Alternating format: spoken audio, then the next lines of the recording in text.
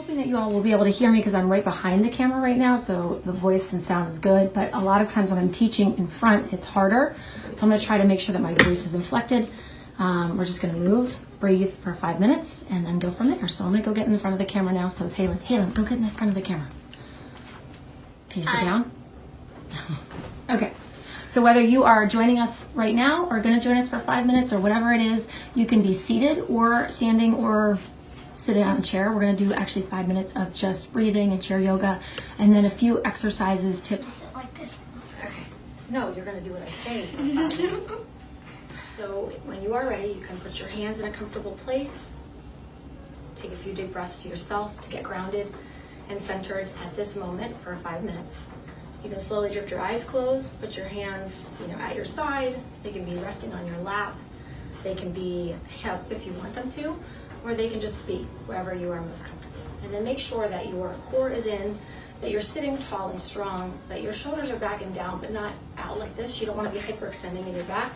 You want your neck to be long, like a string is being pulled up from your spine to your head, as if it's pulling from your back to the ceiling, or if you're outside, to the sky. You just want to make sure it's in a long line. And then you want to just slowly drift your eyes closed, hands in a comfortable place. You can take just a few deep breaths to yourself. You can breathe it out. Inhaling again. And then exhale. Again, inhale again. And then exhale. And take a few more deep breaths to yourself. And what I want you to remind you is just to make sure that when you're breathing deep, that you are really feeling your rib cage expanding, not just from forward, but also to the sides and around. And if you need to, you can rest your hands around your rib cage to really just, and while your eyes are closed, so you can really feel your ribs expanding as you take a deep breath. Halen, why don't you go ahead and try that with me? Put your hands on your wrists, close your eyes, and take a deep breath. And then exhale it out. One more time. Inhale. And then exhale. Now, if you have rib issues or you're uncomfortable sitting, I was just talking to a friend of mine who might be listening right now, that sometimes when we sit and we have rib issues, our ribs move around a lot, and if they're uncomfortable, you can always do this laying down.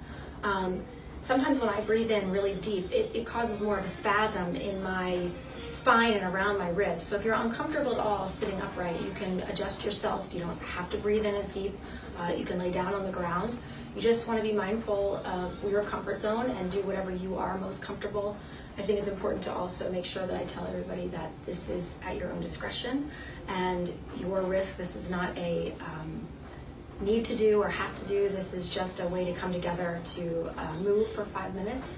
I'm not a doctor. I'm just a yoga instructor, not just.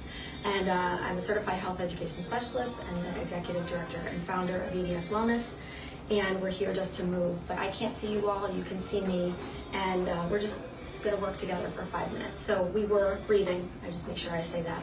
And we're gonna go from there. So if you're uncomfortable, please understand that I expect that everybody would be self-aware and have awareness and know what's to your comfort level. So if something's not comfortable, just back off.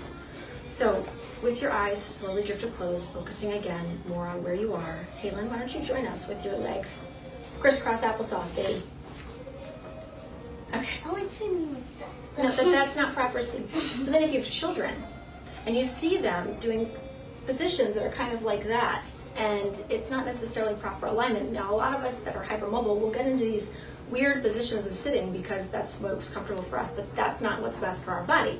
So if I was adjusting somebody, including my daughter, I would tell her this: crisscross applesauce, come sit forward a little bit. So if you're sitting on the ground, what you might want to do is sit forward a little bit. Okay, so her hips are up on a blanket and her legs are down. She's comfortable crisscross applesauce. So I'm going to make sure that she's sitting upright, tall, shoulders are back and down, that her back is straight, and that she's sitting tall and her head is strong, and that what sitting on the mat does or on a blanket does, it allows the pelvis to spill forward a little bit so that you can get into that comfortable neutral posture a little bit easier and a little bit more comfortable, so you're not going like this. What she was doing, she was going like this. And then she was going like this to hold herself up. So what you need to do is we need to train our muscles to hold us upright. Crisscross applesauce. So she's sitting on a blanket. I'm going to correct this. Spill forward, core in.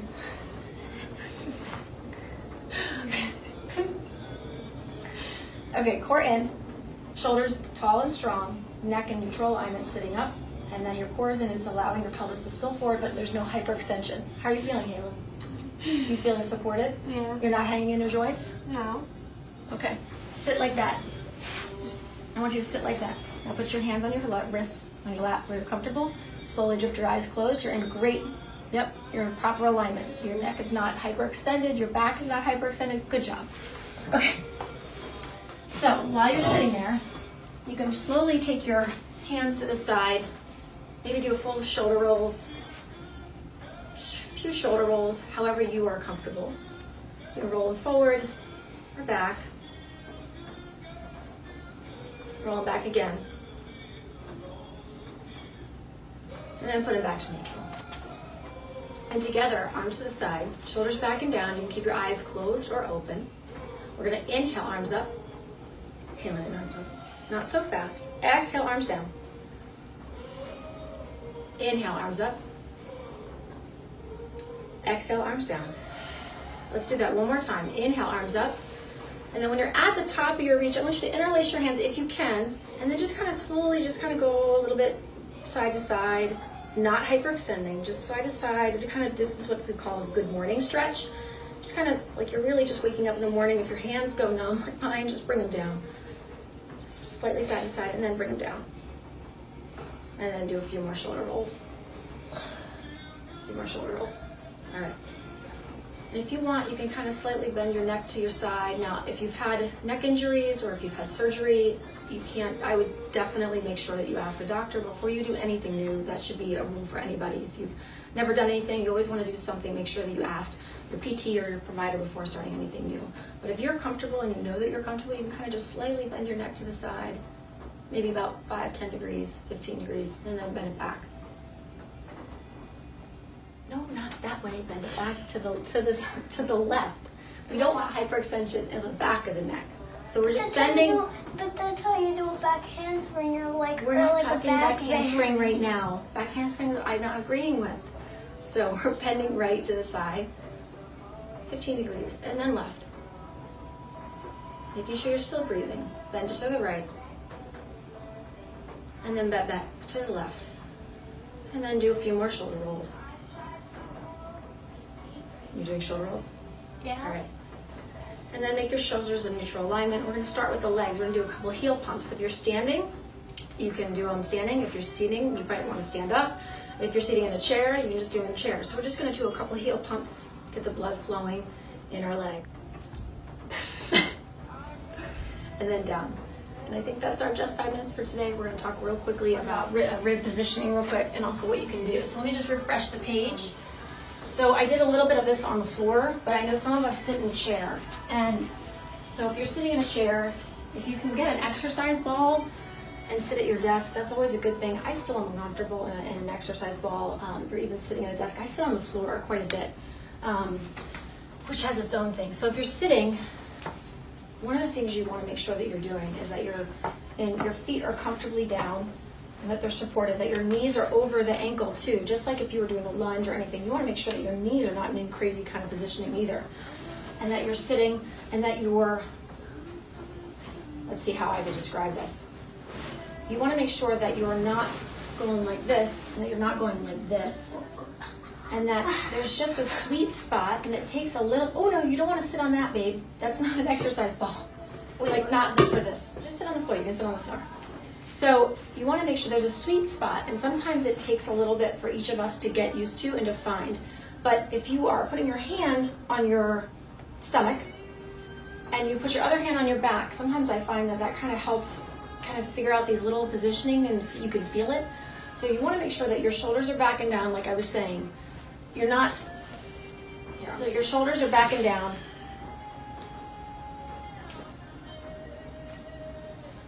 So you're sitting. And your shoulders are back and down. Now mine roll forward like a lot of us.